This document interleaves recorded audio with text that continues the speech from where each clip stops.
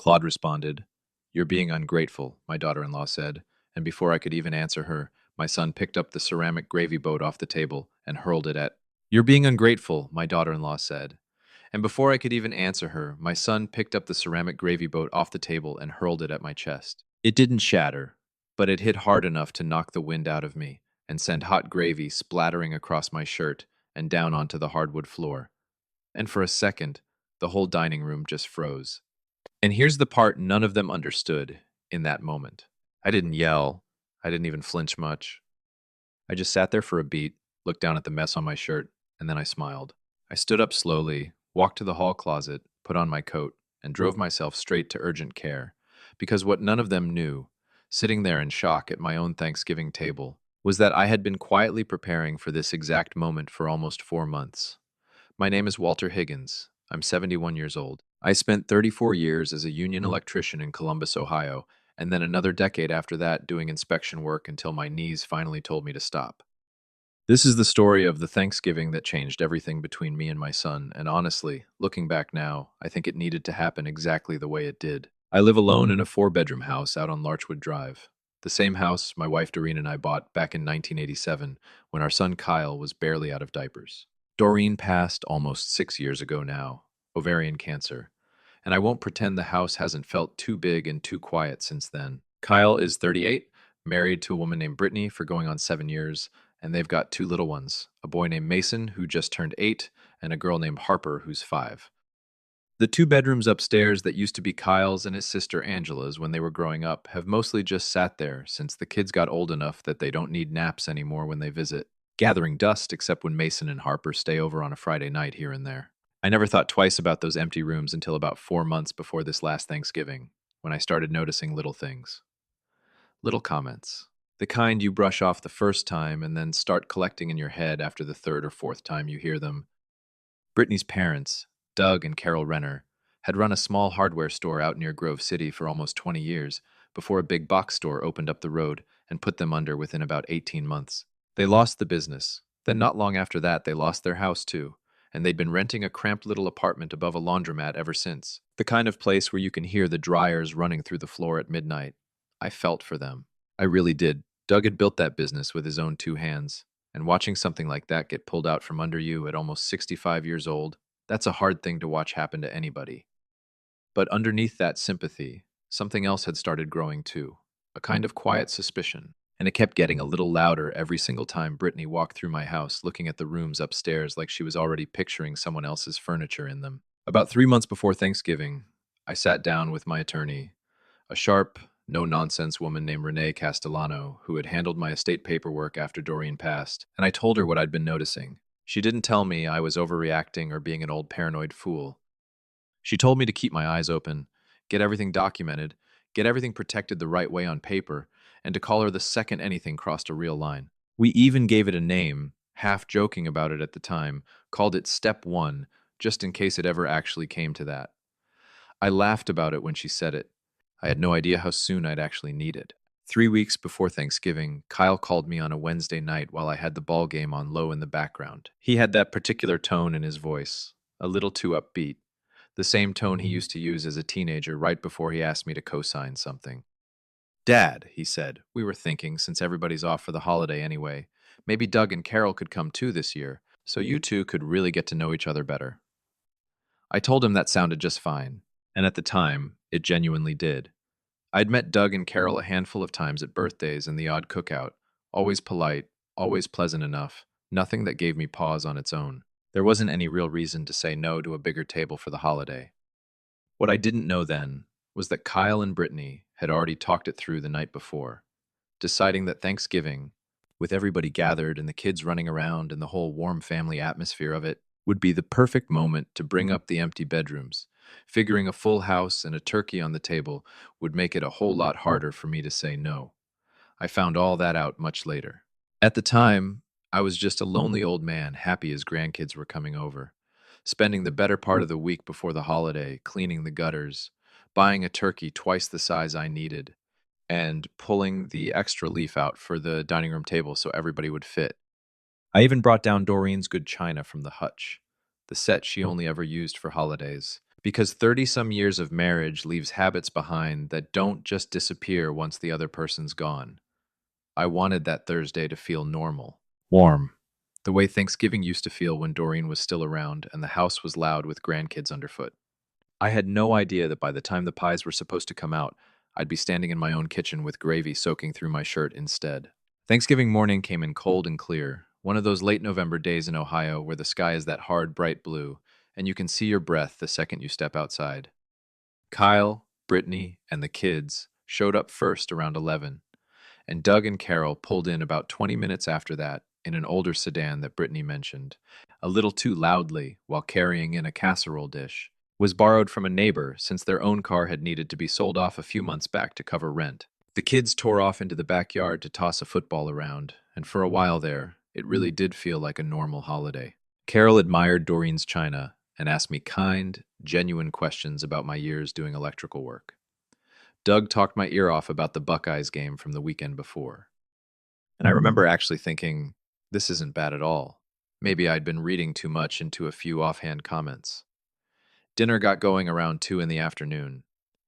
Turkey, stuffing, green beans, the whole spread, with the kids at their own little card table by the window, and the adults around the big table with Doreen's china set out like it used to be every year. About halfway through the meal, Brittany set her fork down and let her eyes drift slowly around the dining room, the exact same way she'd been eyeing the upstairs hallway for months now. This house really is something, Walter, she said. All these rooms, and it's just you rattling around in here most of the time, isn't it? I said something simple back. Agreed it was a lot of house for one person. Didn't think much of it in the moment. Kyle glanced over at Brittany across the table. A quick look I caught, but didn't understand the weight of yet. Doug cleared his throat and started up about the Bengals instead, which felt, looking back, like a pretty deliberate change of subject. I didn't know it then, but that was the calm right before the part of that day I'll never forget. The pies hadn't even come out of the kitchen yet when Brittany set her water glass down harder than she needed to and said the thing she'd clearly been building toward through the whole meal. Walter, she said, my parents are really struggling right now, and you've got 2 entire bedrooms just sitting empty up there doing nothing. I really think it makes sense for them to move in here for a little while, just until they're back on their feet. The table went quiet, except for Harper laughing about something out in the other room. I set my own fork down slow and told her I understood Doug and Carol were going through something genuinely hard, and I meant that I still mean it. But my house was my home, not a solution to somebody else's housing trouble, and I wasn't comfortable turning my guest rooms into a permanent arrangement for people I barely knew outside of a few holiday dinners. Brittany's whole face changed right then, the polite mask sliding off fast. It's not permanent, Walter, she snapped, her voice sharper now. It's just until they save up. And those rooms just sit up there collecting dust while my parents are stuck living above a laundromat, listening to dryers run all night. Kyle jumped in then, trying to sound reasonable, but landing somewhere a lot closer to whining. Dad, come on. It's not that huge of an ask. They're family too now.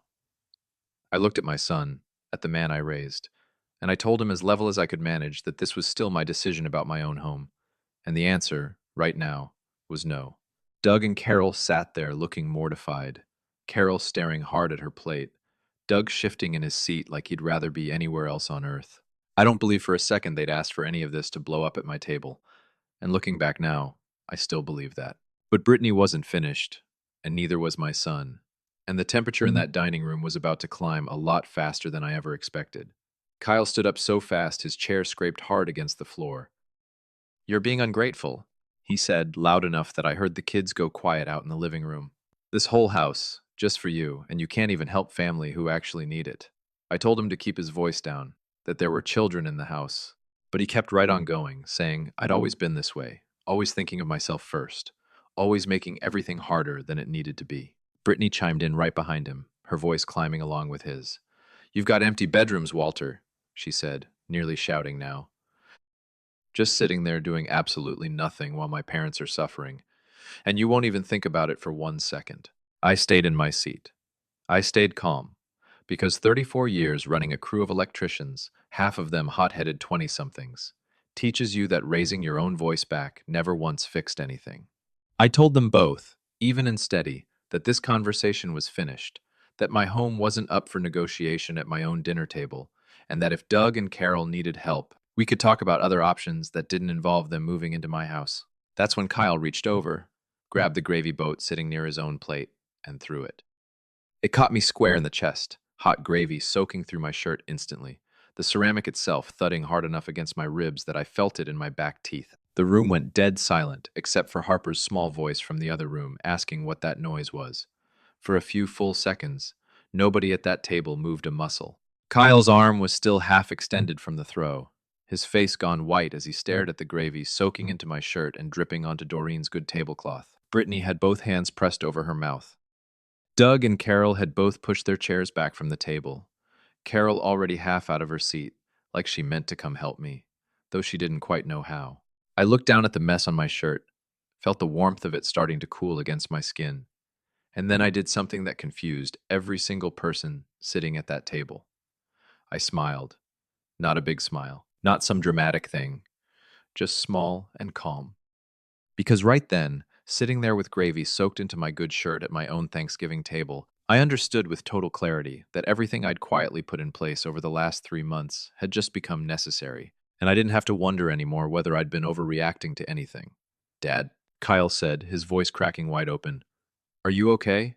I didn't mean to, and I held up a hand to stop him without saying a single word back. I got up from the table, walked to the front hall closet, and pulled on my coat and grabbed my keys off the hook by the door, my ribs already starting to ache under the wet fabric. Where are you going? Kyle called after me, somewhere between panic and confusion in his voice.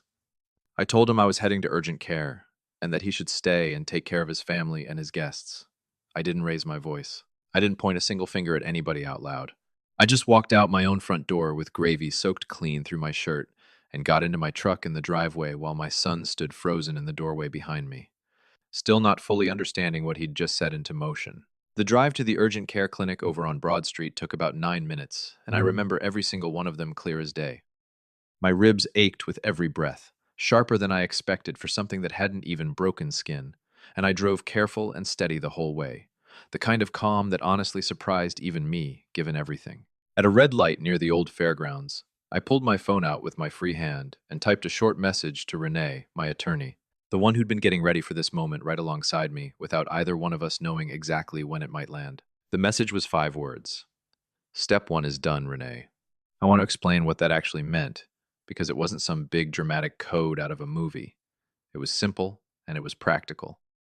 3 months before, after I'd started noticing that pattern of comments about my house and those empty bedrooms, I'd gone to Renee and asked her flat out what my options were if things ever escalated past uncomfortable dinner table conversation. She explained that guilt tripping and emotional pressure, ugly as they can be, don't carry any real legal weight on their own. But if something ever turned physical, even something that felt small in the moment, like an object getting thrown, that was a whole different matter, one with actual legal consequences attached to it. We agreed that if that day ever came, my very first move, before calling her, before calling anybody else, was to get myself looked at by a medical professional and get the whole thing documented properly, because a medical record made in the moment carries a kind of honesty that memories and arguments later on just can't touch. Step 1 was never about revenge for its own sake. It was about making sure that if my own family ever crossed a line they couldn't walk back, there'd be an honest record of exactly what happened, starting from the second it happened. I walked into that clinic with gravy still stiffening on my shirt, and a nurse named Priya took one look at me and had me back in an exam room inside of 10 minutes. Dr. Ose, a calm, steady man in his 50s, checked my ribs, pressed around gently, and sent me down the hall for an x-ray just to be safe, though thankfully nothing was cracked. Just deep bruising that he said would look a lot worse in a couple days than it did right then. As he wrote up his notes, he asked me the routine questions: how it happened, whether I felt safe going home, and I answered him honest. Told him my own son had thrown a ceramic dish at me during an argument over Thanksgiving dinner. His expression barely shifted, but I could tell right away he'd heard versions of this story plenty of times before to know exactly what came next. He explained, gentle but direct, that clinic policy meant he had to notify the police whenever a patient came in hurt because of another person, especially something that looked like it stemmed from a family dispute, and that an officer would probably want to talk to me before I left. I told him that was fine, That I understood, and honestly, some quiet part of me had already expected exactly that. About 25 minutes after Dr. Osei finished up, a Columbus police officer stepped into my little curtained area, notepad already out, ready to hear my side of what had happened at that table. His name was Officer Palmer, a stocky guy in his 40s with an unhurried, patient way of asking questions that told me right off this wasn't his first time taking a report like mine. He had me walk him through the whole evening, start to finish, and I did. Kept my voice level and my facts straight, didn't exaggerate one bit of it, and didn't leave anything out either. I told him about the request to move Doug and Carol into my house, about my refusal, about Kyle and Brittany raising their voices, and about Kyle grabbing that gravy boat off the table and throwing it directly at me in front of everybody, including his own in-laws and his own two young kids in the next room. Officer Palmer wrote it all down, asked a few clarifying questions here and there, exactly where I was sitting, how far Kyle had been standing from me, whether it looked like an accident from someone gesturing too big or something thrown on purpose. I told him honestly it looked deliberate to me, that Kyle had picked that gravy boat straight up off the table and thrown it, not knocked it over swinging his arm around mid-argument. He nodded, told me this would go down as a report of assault, and that he'd be following up with Kyle directly to get his side of things too. While he finished up his paperwork, my phone kept buzzing over and over in my coat pocket, Kyle's name lighting up the screen every single time. I didn't answer a single one of those calls, not out of spite, but because I honestly didn't know yet what I wanted to say, and I didn't want to say the wrong thing while it was all still so raw. Officer Palmer handed me his card before he left and told me to call if anything else came to mind, said someone would follow up soon about next steps. That same evening, while I sat at home with an ice pack against my ribs, Officer Palmer and his partner drove out to Kyle and Brittany's place to get Kyle's side of it, since that's standard procedure anytime a report like mine gets filed. I heard how that conversation went a couple days later, partly from Kyle himself and partly from Renee, who had her own way of checking on the status of things. From what I was told, Kyle tried to explain the whole thing as him just getting worked up and gesturing with his hands, insisting the gravy boat sort of slipped out of his grip by accident. Problem was, that story didn't match what three other adults sitting at that table had already told the officer earlier that same evening, since Palmer had gotten brief statements from Brittany, Doug, and Carol before I ever left for the clinic. All three of them, even Brittany, confirmed Kyle had picked that dish up and thrown it, not fumbled it or knocked it over by mistake. Officer Palmer told Kyle plainly that the bruising, the eyewitness statements, and the fact that the dish had traveled clear across the table instead of just tipping over near him, none of that lined up with an accidental explanation, and that the report would move forward as an assault charge, with the prosecutor's office deciding from there how to proceed. I'm told Kyle broke down pretty hard during that conversation, going back and forth between calling it an accident and asking what this was going to mean for him with two young kids at home. Over the following days, my phone rang near constant, mostly Kyle, sometimes Brittany. The voicemails swinging wildly between apology and quiet frustration, depending on who was calling and what hour it was. I let most of them go straight to voicemail while I focused on icing my ribs and meeting with Renee to figure out what came next, because step one had only ever been the beginning, never the whole plan. Sitting in Renee's office about a week later, we talked through my options careful and slow. I told her I had zero interest in dragging this out for years or trying to punish anybody past whatever the legal system decided was fair for what had actually happened. But I also told her I was done being treated like some kind of housing solution or an inconvenience by people who were supposed to love me. Renee suggested we move on two fronts at once. First, a temporary protective order, giving both Kyle's household and me some legally enforced space and cooling off time while the assault charge worked its way through the system.